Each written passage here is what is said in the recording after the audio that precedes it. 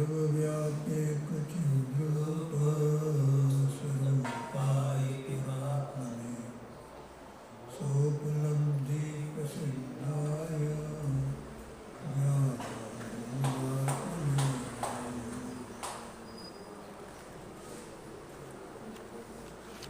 प्रवचन सारजी ग्रंथराज ज्ञेय प्रत्यापन महाधिकार और उसका ज्ञान ज्ञेय विभाग अधिकार और उसकी 180 नंबर की गाथा कल स्वाध्याय में चली थी। और इसमें है जो जीव का परिणाम राग द्वेष मोह युक्त है संसार अवस्था में, तो उसको कितना पुण्य है, पाप कितना है, ये दिखाया गया था ना। सामान्य पने कोई एक आध चीज विशेष है, उसकी बात अलग है, एक बात। दूसरी बात कि वो जो पुण्य पाप है वो जीव का परिणाम विशेष है, वो कोई जीव का स्वभाव परिणाम नहीं है। तो परिणाम विशेष है इसलिए उसको बंध होता है, परिणाम विशेष को बंध का कार्य। समझ रहे हैं? और एक किसकी बात चल रही है? अपनी ही बात है। अपना जो परिणाम विशेष है, यही परिणाम विशेष तो पूरे जगत में 4 गति 84 लाख योनियाँ, अनंत अनंत अनंत अनंत संसार, जहाँ से मुक्त होने का कोई उपाय जीव को नहीं है। कब? जब ये राग द्वेष मोह युक्त है, कोई वो नहीं है, चाहे कितना भी कुछ भी क्रिया करे।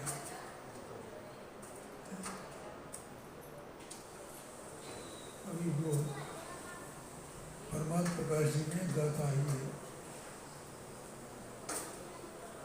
कि भैया जहाँ तुम्हें अच्छा लगे वहाँ जाओ। मतलब कोई तीर्थ यात्रा फलाना ये वो पर्वत वगैरह वन वगैरह इनमें पहुँच जाओ भले।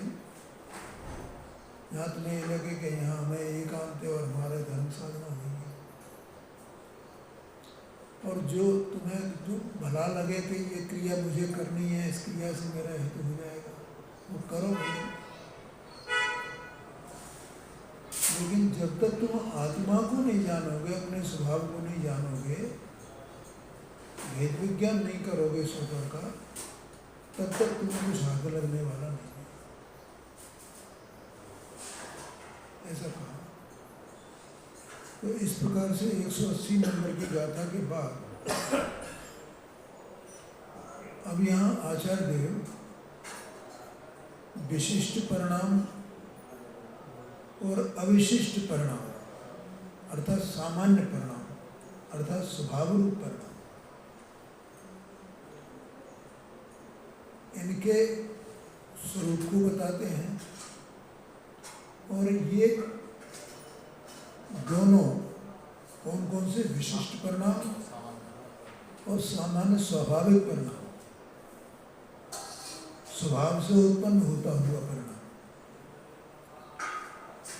ये किस किस के कारण हैं और इनके कार्य क्या हैं, ये बताएंगे इस 181 नंबर की गाथा में। ये दोनों विशिष्ट परिणाम और अविशिष्ट परिणाम, ये दोनों न्यारे न्यारे, और ये दोनों कारण रूप से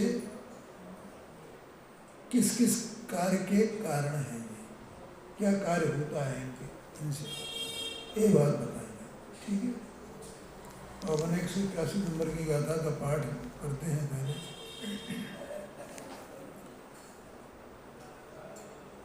स्वपरिणामो पुण्यम् असुहो पावं च भणिदमन्येषु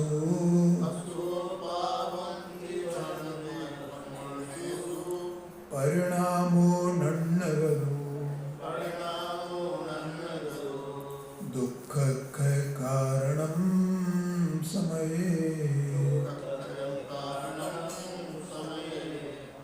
परमाहि शुभ परिणाम पुण्य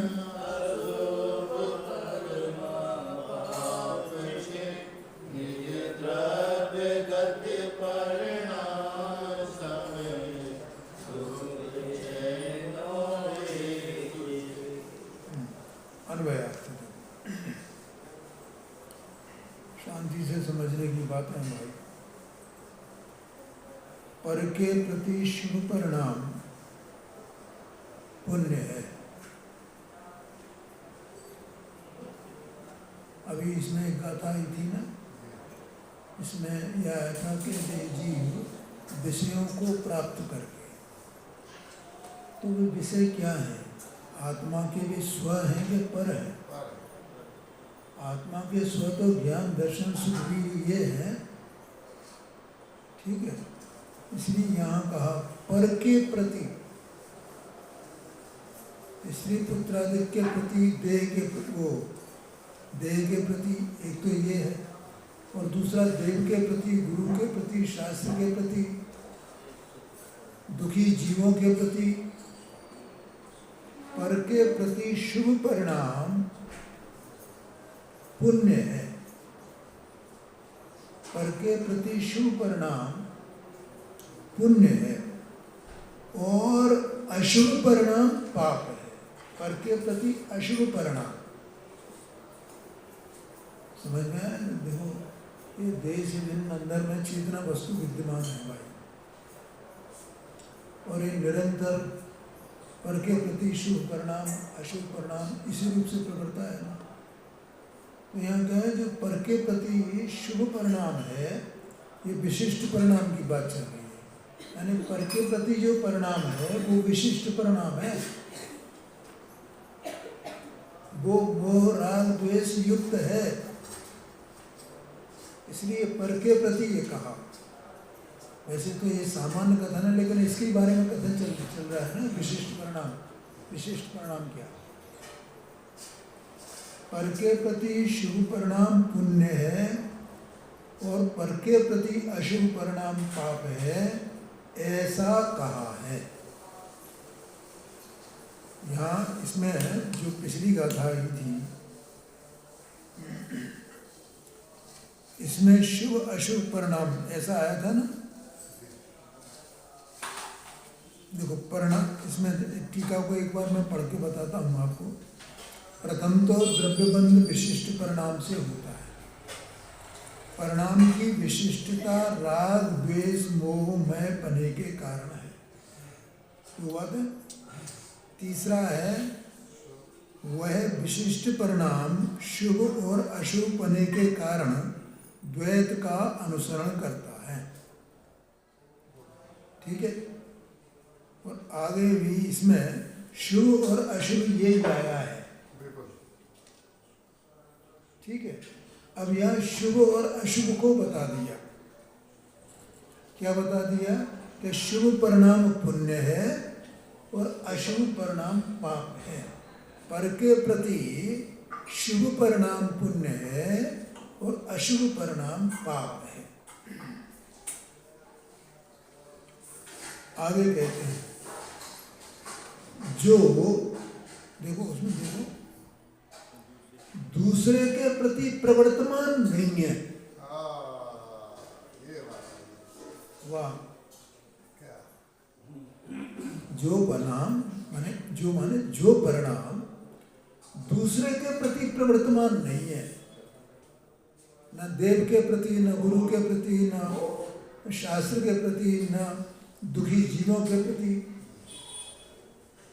किसी के प्रति प्रवर्तमान नहीं है, ऐसा परिणाम समय पर दुख क्षय का कारण है। वो काय का कारण है? वो दुख क्षय का कारण है। और जो शुभ परिणाम है,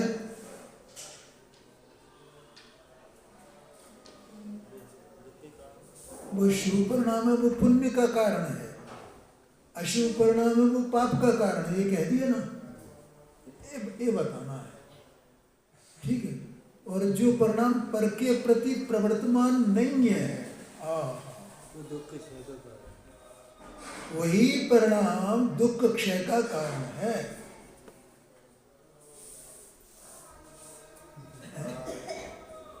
ये पुण्य पाप क्यों कहा गया, टीका बन पढ़ते हैं अभी। क्योंकि पुण्य से जीव को स्वर्गाधिक मिलते हैं, पाप से नरकाधिक मिलते हैं। इसका मतलब वो पुण्य और पाप से संसार में ही रहा ना, ये बताना है। देखो टीका है,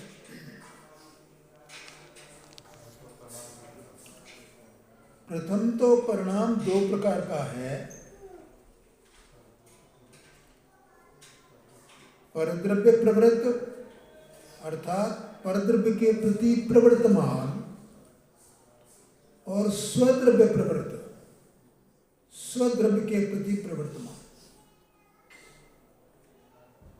ख्याल में आया कि नहीं है? ये अणुव्रत महाव्रत पालय, ठीक है, और देह की दृष्टि करे, मैं ये समितियाँ पालता हूँ, मैं गुप्ती पालता हूँ, मैं पंच महाव्रत पालता हूँ, तो ये परिणाम कैसा हुआ? ये शुभ परिणाम हुआ ना? ये पर के प्रति है क्या नहीं? ऐसा आशय है, पर के प्रति प्रवर्तमान, परद्रव्य के प्रति प्रवर्तमान और स्वद्रव्य प्रवर्तन। माने पर के प्रति प्रवर्तमान नहीं हो तो कैसे प्रवर्तमान हो? स्वद्रव्य के प्रति स्वद्रव्य प्रवर्तन, अपने द्रव्य में प्रवर्तमान। यानी परिणाम दो प्रकार का हो सकता है ना, पर के प्रति प्रवर्तमान और स्वद्रव्य प्रवृत्त, तो वो अपने ही द्रव्य में प्रवृत्त हो। वस्तु तो गुण पर्यायात्मक है, परिणाम रहा है। अब वो परिणाम परद्रव्य के प्रति है तो वो परद्रव्य प्रवृत्त परिणाम है, और परद्रव्य के प्रति प्रवर्तमान नहीं है तो ये अपने स्वद्रव्य के प्रति होगा। इसका मतलब ये परिणाम स्वयं अपने स्वरूप को समझ करके आप कौन है और परद्रव्य के पर कौन है, और फिर पर से विमुख हो और स्व में आवे, तब वो स्वद्रव्य प्रवृत्त कहा जाएगा। स्वद्रव्य प्रवृत्त अपने आप नहीं होगा, इसके लिए इसे पुरुषार्थ करना होगा, इसके लिए इसे स्व पर का भेद विज्ञान करना होगा, उसके बिना संभव नहीं। समझ गए? ये दुख क्षय का कारण है ना। आचार्य देवना क्या क्या बताना चाहते हैं? कौन सा अधिकार चल रहा है? ये ज्ञेय ज्ञान विभाग अधिकार, उसका विभाग करो और स्व को जानो, पर को जानो, और पर से भिन्न अपने को जानो, और पर के प्रति ममत्व छोड़ो और स्वद्रव्य प्रवृत्त हो, तो तुम्हारे दुख का क्षय होगा। वास्तव में तो अपने को ये जो देखो संगी पंचेंद्रिय अवस्था मिली है, मनुष्य पर्याय मिली है, उच्च कुल मिला है, शरीर भी अनुकूल ही है, कोई ज़्यादा ऐसे कोई रोग वोग नहीं है, सब इंद्रियां सब अपने काम कर रही हैं, और बाहर में भी परिवार में भी ये सब अनुकूलता है, धन की अनुकूलता है, स्त्री पुत्र आदि की अनुकूलता है, तो हमें दुख भाषित ही नहीं होता है।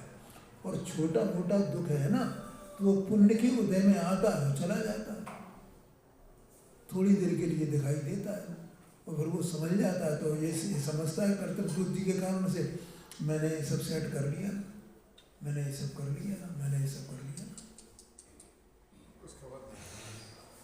तो उसे दुख लगता ही नहीं है। दुख काय का है? कोई दुख ही नहीं है, ऐसा है। हाँ जी हाँ, लेकिन उसे ये परिणाम में पर के प्रति प्रवर्तमान, ये जो परिणाम है, ये परिणाम अपने में ही दुख रूप है, क्योंकि ये आकुलित परिणाम है, अपने स्वरूप को छोड़ के बैठा हुआ है। बोलो ख्याल में आया कि नहीं? ये अपने को निर्णय करना होगा, ये समझना होगा। तो इनमें से परद्रव्य प्रवृत्त परिणाम पर के द्वारा उपरक्त होने से, पर के निमित्त से विकारी होने से विशिष्ट परिणाम है। देखो पहले पिछली गाथा में कहा था कि मोह राग द्वेष युक्त होने से विशिष्ट परिणाम है, और यहाँ कह रहे हैं कि पर के द्वारा उपरक्त होने से। अब दो बातें आ गई, दो पर शब्द दो जगह, परद्रव्य प्रवृत्त परिणाम और पर के द्वारा उपरक्त होने से। ठीक है, तो ये पर के जो विषय हैं, एक पर का विषय क्या है और दूसरे पर का विषय क्या है? कि पहले पर का विषय तो ये जो गेय है ना, जो पर गेय है, उसमें देहादिक से लेकर के सारा पूरा जगत, उनके प्रति ये प्रवर्तमान है। स्त्री पुत्रादिक देव शास्त्र गुरु मंदिर तीर्थ क्षेत्र सब, अन्न दुखी जीव सुखी जीव जो भी हैं, शत्रु मित्र सब आगे कि नहीं आगे उसमें, वे तो वे उनके प्रति इसका परिणाम है, वो परद्रव्य प्रवृत्त परिणाम, वो पर का विषय को हो गए। ठीक है, अब दूसरा आया पर के द्वारा उपरक्त। तो पर के द्वारा उपरक्त, यहाँ पर माने क्या? पर माने जो ज्ञानावरणादिक 8 कर्म है, उसमें जो मोहनी कर्म है, उससे उपरक्त परिणाम, अथवा तो मोह राग द्वेष से उपरक्त परिणाम, क्योंकि वो पर है, जीव के स्व नहीं है। ख्याल में आया कि नहीं आया? व्यवहार से मोहनी कर्म और निश्चय से मोह राग द्वेष, उनसे उपरक्त है, वे पर परिणाम है। वो क्या? पर के द्वारा वे पर है। ये पहले भी कहा था ना, ये अन्य है, द्वितीय है, जीव नहीं है। ये पर के द्वारा उपरक्त होने से विशिष्ट परिणाम है, और स्वद्रव्य प्रवृत्त परिणाम पर के द्वारा उपरक्त न होने से, स्वद्रव्य प्रवृत्त परिणाम है वो पर के द्वारा उपरक्त नहीं है। ठीक है, क्योंकि वहां मोह राग द्वेष नहीं है। आया ख्याल में कि नहीं? स्वद्रव्य प्रवृत्त परिणाम पर के द्वारा उपरक्त न होने से अविशिष्ट परिणाम है। विशिष्ट परिणाम नहीं है, उसे अविशिष्ट परिणाम कहा गया। बोलो। पहले तो ऐसा जाना और फिर अपने स्वरूप को पकड़ा। हाँ जी, हाँ जी, ठीक है बाणी जी, ख्याल में आ रहा है ना? वो अंदर में ये आत्मा चेतन स्वरूप सत्स्वरूप वस्तु है ना, गुण पर्यायात्मक है ना, इसका अपना परिणाम। तो इसका अपना परिणाम वो स्वद्रव्य प्रवृत्त कब कहा जाएगा? जब परिणाम अपने में ही प्रवृत्त है। परिणाम का विषय कौन हो? स्वयं अपने, क्योंकि परिणाम उपयोग रूप होता है ना। इसमें एक गाथा आई थी उसमें कि पहले तो आत्मा सर्व ही उपयोग रूप है, उपयोगमय है, ऐसा कहा था। ख्याल में? तो वो परिणाम माने यहाँ उपयोग। अब वो उपयोग जो है प्रद्रव्य के प्रति प्रवृत्त है, तो वो विशिष्ट परिणाम कहा, क्योंकि वो पर से उपरक्त है, मोह राग द्वेष से उपरक्त है। और जो मोह राग द्वेष से उपरक्त नहीं है, वो स्वद्रव्य प्रवृत्त है, वो अविशिष्ट परिणाम है। तो ऐसा अविशिष्ट परिणाम है, उसमें विशिष्ट परिणाम के पूर्वोक्त 2 भेद हैं, पहले जो बताए गए पिछली गाथा में। विशिष्ट परिणाम के 2 भेद, एक शुभ परिणाम और एक अशुभ परिणाम। उनमें अभी हम कारण कार्यपना बताते हैं। शुभ परिणाम का कारण कार्यपना और अशुभ परिणाम का कारण कार्यपना। अभी ऊपर आचार्य देव ने इसमें बोधघात में बोला था ना, वो बात बता रहे हैं। उनमें पुण्य रूप पुद्गल के बंध का कारण होने से शुभ परिणाम पुण्य है। क्या कहा? जो शुभ परिणाम है वो शुभ परिणाम पुण्य है। क्यों है? क्योंकि वो पुण्य रूप पुद्गल बंध का कारण है। देखो, जो कर्म प्रकृतियां हैं ना, तो वो कर्म प्रकृतियां कुछ पुण्य रूप है और कुछ पाप रूप है। जो 4 घातीय कर्म हैं वे सब पाप रूप प्रवृत्तियां हैं, वो प्रकृतियां हैं। ये सब क्या है? पाप की प्रकृतियां हैं। ठीक है। और जो अघातीय कर्म हैं उनमें कुछ प्रकृतियां जो हैं वो पुण्य रूप हैं और कुछ पाप रूप हैं। तो उनकी बात यहाँ कर रहे हैं कि जो शुभ परिणाम है तो वो पुण्य रूप पुद्गल के बंध का कारण। तो पुण्य रूप पुद्गल का बंध ये हुआ कार्य और उसका कारण हुआ शुभ परिणाम। और वो शुभ परिणाम उनका कारण होने से, किनका कारण होने से? पुण्य रूप प्रकृतियों का कारण होने से वो शुभ परिणाम पुण्य है। बोलो, ख्याल में आया कि नहीं आया? क्योंकि कारण जैसा कार्य होता है ना, जैसा कार्य होता है वैसा कारण होता है ना। समझ में आया कि नहीं? तो कार्य कैसा हो रहा है? पुण्य रूप, पुण्य प्रकृतियों का बंध हो रहा है। इसलिए पुण्य प्रकृतियों का बंध करने वाला जो परिणाम विशिष्ट, जो शुभ परिणाम है वो पुण्य है, ऐसा कहा। क्यों ये भगवती भाई समझ में आ रहा है कि नहीं आ रहा? नहीं आया। बोलो, क्या क्या कठिनाई है? हाँ यहाँ 2 भेद कर दिए, पर से उपलब्ध। हाँ जी, 2 भेद हो गए। हाँ जी, तो पर हाँ जी, वैसे पर पहले से ही हाँ जी, उसमें फिर पर के प्रति हाँ जी। 2 चीजें हो गई ना। तो देखो, परद्रव्य प्रवृत्त का मतलब क्या है कि पर कौन है जिसके प्रति ये प्रवृत्त है? पर मतलब बाहरी पदार्थ हो। बाहरी पदार्थ। अब बाहरी पदार्थ कितने प्रकार के? इसमें और आगे यहाँ नहीं आता है, वहाँ से और स्पष्ट होगा अपने को कि 2 प्रकार के पदार्थ हैं बाहर में। एक तो देवगुरु शास्त्र इत्यादि के, ठीक है। दूसरा घर गृहस्थी, ये सब अपने जैसे लिए देखें तो, ठीक है। तो वो काय में जाएंगे? ठीक है ना। तो वो जो है, तो शुभ परिणाम और अशुभ परिणाम ऐसे 2 भेद किए ना उसके। तो परद्रव्य प्रवृत्त जो परिणाम है वो शुभ रूप है और अशुभ रूप है, ये बता दिया। अब क्या कठिनता है? हाँ, तो अभी मैंने बताया था पर के द्वारा।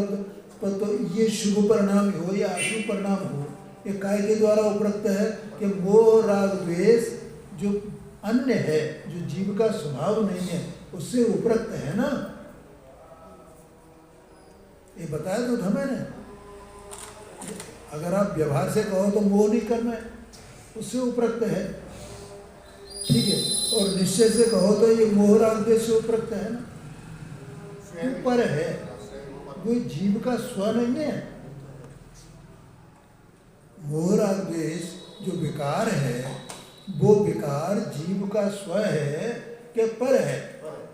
पर है। वो उस पर के द्वारा उपरक्त है, और इसलिए ये पर 2 जगह आया था, मैंने पहले ही बताया। अब आ गया समझ में? अभी नहीं आया बिल्कुल, ऐसा है। हाँ जी। पर माने पर एक तो विषय, परद्रव्य प्रवृत्त माने इस जीव का जो उपयोग है वो किनको विषय बना रहा है? हाँ जी। भले ही वो शास्त्र को भी विषय बनाए, वो भी पर है। अभी बोला देवगुरु शास्त्र, गुरु के प्रति विनय भाव, देव के प्रति विनय भाव, भक्ति भाव सब ये करे, शास्त्र के प्रति बहुमान करे, शास्त्र की बातें पढ़े, क्षेत्र के स्वरूप को समझे, सात तत्व के स्वरूप, पूरा ज्ञान जैसा अपन ये चर्चा कर रहे हैं ना, इसमें ये बताया, ऐसा पूरा ज्ञान करे, ऐसा समझ जाए बिल्कुल, तो वो जितना कार्य है इसका उपयोग जितना उसमें लगा हुआ है वो सब क्या है, परद्रव्य प्रवृत्त परिणाम है। ऐसा कह रहे हैं। ओ देव का बहुमान, गुरु का बहुमान, शास्त्र का बहुमान, तत्वों का बहुमान है ना। हे भगवान के प्रति, हे भगवान आपने ऐसा कैसा स्वरूप बताया है, ये कहीं दूसरी जगह है ही नहीं ऐसा, ऐसा आश्चर्य करे। ओ सर्वज्ञ का विश्वास करे, सच्चे देव वे ही हैं। ये कौन सा, किसके प्रति प्रवृत्त परिणाम, पर के प्रति, पर के प्रति, इसको सुख का खाने लग दिया। वो सुख खाते हैं, सुख हाँ। हो जाता है। एक सब जितना चिंतन मनन जितना भी करे, जो कुछ भी करे, माला करेगा हाँ जी, वो सब काम में जाएगा। सब सुख के खाते जाएगा। परद्रव्य प्रति, परद्रव्य प्रति, परद्रव्य, अपने स्वरूप में लग जाए तो वो सब छूट जाए। हाँ जी, हाँ जी, हाँ जी, तो वो स्वद्रव्य प्रवृत्त कहा जाएगा ना तब, अन्यथा तो परद्रव्य प्रवृत्त ऐसा। सुना ही नहीं है, पर्चे में नहीं आया। ओ ये तो ऐसी मानना था कि समझ गया ना। अब जो शुभ परिणाम है वो पौद्गलिक जो बंध है ना, वो तो पुण्य रूप बंध का, पुद्गल रूप बंध, पुद्गल पुण्य का कारण है। क्या कहा है यहाँ पर देखो, पुण्य रूप पुद्गल के बंध का कारण है, इसलिए वो पुण्य है। कारण कार्य को एक बता दिया है। जैसे स्फटिक मणि में वो दाग लगी है ना, तो उसमें लालिमा है, वो कारण है। तो स्फटिक मणि में भी लालिमा है, तो वो कार्य हो गया इसका। तो कारण कार्य एक ही जाति के हो गए ना। ऐसे यहाँ पर कारण है वो शुभ परिणाम है, तो वो पुण्य क्यों कहा, क्योंकि पुण्य रूप पुद्गल बंध का कारण है। ठीक है। और पाप रूप पुद्गल के बंध का कारण होने से अशुभ परिणाम पाप है। पाप रूप और पुण्य रूप दो प्रकार की प्रकृतियां हैं। जो पुण्य रूप पुद्गल बंध का कारण है वो परिणाम वो पुण्य है, जो शुभ परिणाम है, और अशुभ परिणाम जो पाप रूप पुद्गल बंध का कारण है, तो वो अशुभ परिणाम वो पाप है। ऐसा कह रहे हैं। ठीक है, अब तो ये समझ में आ गया ना।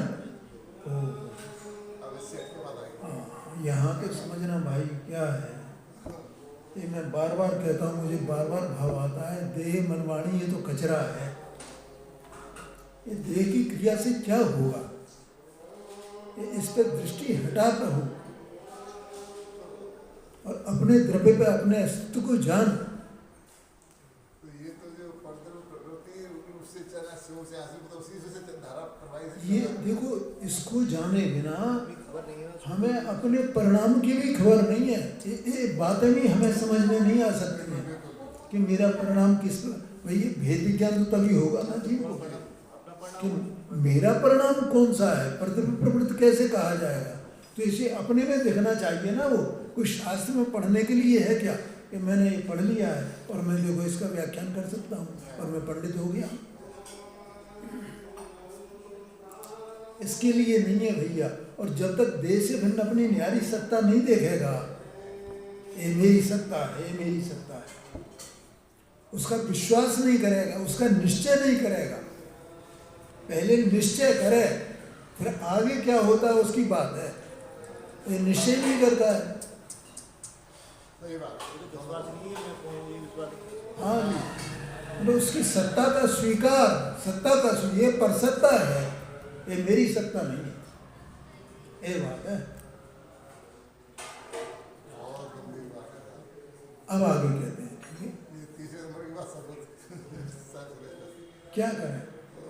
ऐसा इसलिए मैंने कहा ना, मुझे बार बार भाव आता है कहने का भाई, कि ये इसमें पड़ा हुआ है, इसकी अच्छी क्रिया हो बुरी क्रिया हो, ये इसमें पड़ा हुआ है, और क्रिया तो होगी, क्यों वो सत्स्वरूप वस्तु है, उसकी क्रिया नहीं होगी।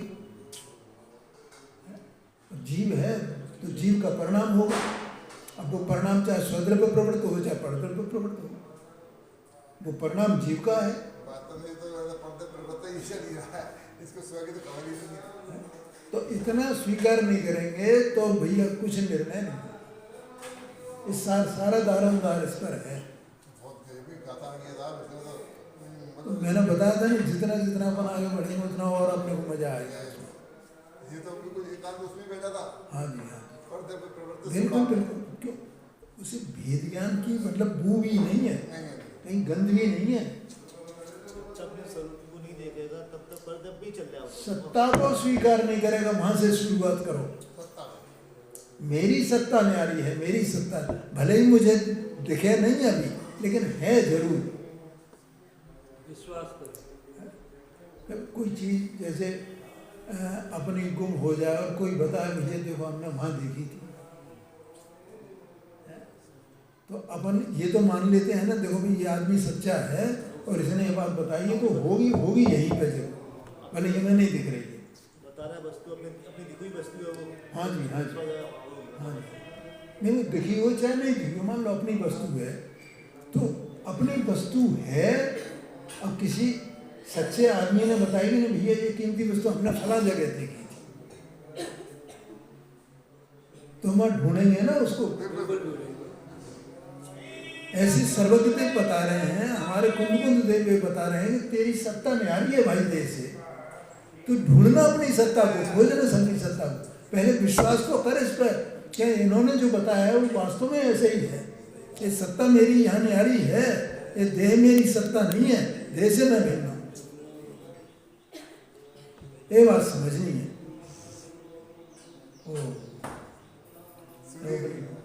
जब अपनी सत्ता को स्वीकार करेगा तब अपने द्रव्य गुण पर्याय को स्वीकार करेगा, तब ये स्वद्रव्य परिणाम और परद्रव्य परिणाम, स्वद्रव्य प्रवृत्त और परद्रव्य प्रवृत्त परिणाम क्या है, तब ये वास्तव में इसको समझना है। तो बात आई कि भैया पाप को छोड़ना और सुनना तो करना, क्योंकि यहाँ तो ये दोनों को याद रखना बता रहे। हाँ जी। अब आगे, अविशिष्ट परिणाम तो शुद्ध होने से, एक है अविशिष्ट परिणाम। अब एक एक बात समझना, शुद्ध होने से क्यों शुद्ध है? क्योंकि वो मोह राग द्वेष रूप विकार जो पर है उससे उपरक्त नहीं है। उससे उपलब्ध नहीं है। क्या कहा? इसलिए उपरक्त नहीं होने से वो शुद्ध है। अविशिष्ट परिणाम तो शुद्ध होने से, पहली बात अविशिष्ट सामान्य परिणाम है, ठीक है, अविशिष्ट है, वो शुद्ध है। शुद्ध क्यों है?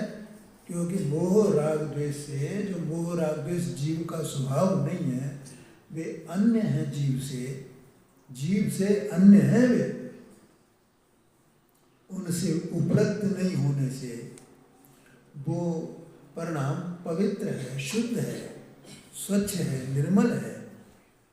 बोलो कुछ भी कहो उसको, शुद्ध कहो, पवित्र कहो, स्वच्छ कहो, निर्मल कहो, स्वरूप रूप है, ऐसा कहो। शुद्ध होने से तब कहा एक है। एक है का मतलब कि वो अशुद्ध परिणाम तो दो दो प्रकार का है, शुभ और अशुभ, लेकिन ये तो एक ही प्रकार का है, इसमें द्वैत नहीं है। एक का मतलब ये है। बोलो समझ में आया कि नहीं आया? हाँ। अविशिष्ट परिणाम तो शुद्ध होने से एक है, इसलिए उसके भेद नहीं है। जिसके भेद हैं वो बंध का कारण है, वो विशिष्ट परिणाम है, लेकिन जिसके भेद ही नहीं है, अभेद है, सामान्य है, एक ही प्रकार का है, पवित्र है, शुद्ध है, वो बंध का कारण नहीं। हाँ जी, श्रद्धा होगी ना तो उसमें है जी, श्रद्धा बस हो गए, ये परिणाम होने से शुद्ध है तो श्रद्धा में आया, श्रद्धा बस हो गए, यही है मतलब। उसमें सम्यक दर्शन, ज्ञान, चारित्र सब आ गया उसमें। परिणाम शुद्ध है, वो स्वद्रव्य के प्रति प्रवृत्त है ना, ऐसा परिणाम स्वद्रव्य के प्रति प्रवृत्त। ये एक बात, ठीक है। अब ये भी कारण रूप है, जैसे वे कारण रूप थे ऐसे ये भी कारण रूप है। कारण कार्य बताना है ना उनको। अविशिष्ट परिणाम और विशिष्ट परिणाम दोनों को कारण बताना है, और दोनों के कारण का मानो उनका कार्य क्या वो कार्य बताना है। तो पहला तो बता दिया विशिष्ट परिणाम का, वो किसका कारण है, कि वो बंध का कारण है। किसके बंध का कारण है, कि पुण्य रूप पुद्गल का बंध का कारण है और पाप रूप पुद्गल बंध का कारण है। इसलिए वे शुभ परिणाम और शुभ परिणाम सेम ही कारण होने से वे पुण्य और पाप उन्होंने कह दिया। ये पुण्य पाप इसलिए कहा जाता है। समझ में आया ना, नहीं आया पांडे जी? देखो, परिणाम को पुण्य पाप क्यों कहा गया?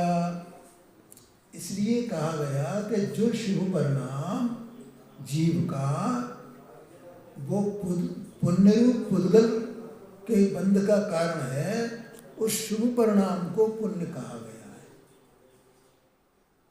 ठीक है। वैसे तो शुभ अशुभ है, क्यों शुभ अशुभ क्यों है उसका कारण बताया था कि जो विशुद्ध परिणाम है वो शुभ है और जो संक्लेश परिणाम है वो अशुभ है, अशुभ है। ख्याल में? अब वो जो शुभ और अशुभ बताए थे उन्हीं को फिर पुण्य और पाप कहा। तो पुण्य पाप क्यों कहा जाता है इनको? इसलिए कहा जाता है कि जो शुभ परिणाम है वो पुण्य रूप पुद्गल बंध का कारण है, और जो अशुभ परिणाम है वो पाप रूप पुद्गल बंध का कारण है। इसलिए उन परिणामों को, उन शुभ शुभ परिणामों को पुण्य रूप और पाप रूप कहा गया। आ गया समझ में?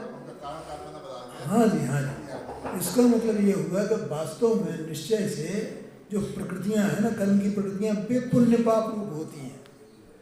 परिणाम पुण्य पाप रूप नहीं होता है, परिणाम तो शुभ शुभ रूप होता है। उस शुभ परिणाम को पुण्य कहा जाता है और अशुभ परिणाम को पाप कहा जाता है। ये व्यवहार न्याय का कथन है।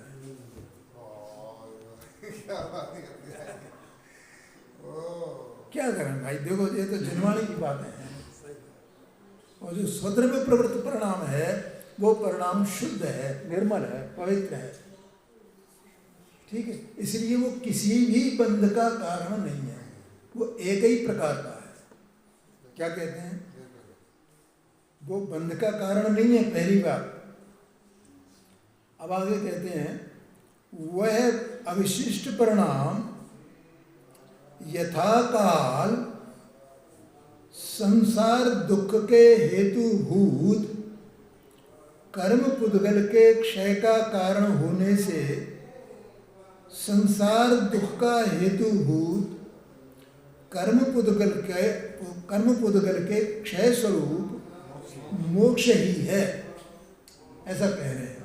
ख्याल में क्या है कि जब वो स्वद्रव्य प्रवृत्त परिणाम होता है, जो अविशिष्ट परिणाम है, तो वो परिणाम जब उत्पन्न होता है तो उस काल में जो संसार का कारण दुख है ना, दुख के कारण में जो पुद्गल बंध है और वो समझती ही है, वहाँ पुण्य पाप का भेद नहीं है।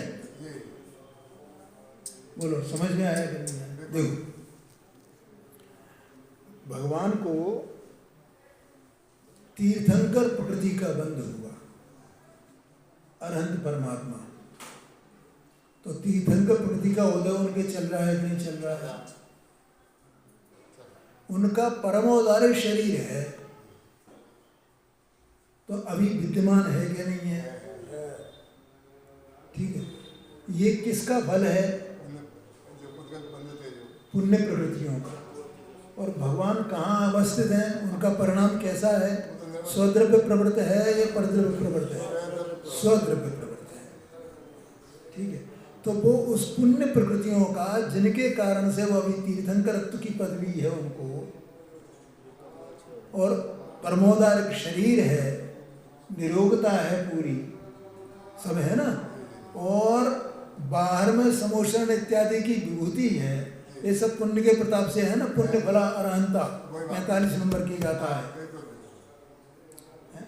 तो बोलो वो स्वद्रव्य प्रवृत्त परिणाम है तो वो उसके क्षय का भी कारण है कि नहीं है, पुण्य के भी क्षय का कारण है। क्यों? तो वो स्वभाव क्योंकि वो पुण्य भी, जितना पुण्य बंध है वो भी संसार का ही कारण है। और इसलिए अरहंत परमात्मा को इस अपेक्षा से, यद्यपि वे मतलब मोक्ष स्वरूप ही विद्यमान है, तो भी उनको संसारी कहा जाता है। जी, तो कभी वहाँ कर्म प्रवृत्तियाँ पुण्य की बात प्रवृत्तियाँ ही हैं, पुण्य का शरीर पूरा ही है ना मतलब। हाँ जी, देखो जब जीव के दो भेद किए जाते हैं तत्वर सूत्र में, तो क्या सूत्र है? संसारणो मुक्ताश्च। ठीक है, तो मुक्त कौन है? सिद्ध भगवान अकेले मुक्त हैं। इसका मतलब अरहंत को भी कहाँ लिया उन्होंने? तो सब इच्छा है। उनका लेना सही भी ये बात है, उनको भी संसारी गिना गया है। लेकिन वो स्वयं प्रवृत्त है। हाँ जी, हाँ जी, इसलिए वो स्वद्रव्य जो उनकी प्रवृत्ति है ना, वो ही उसके क्षय का कारण है।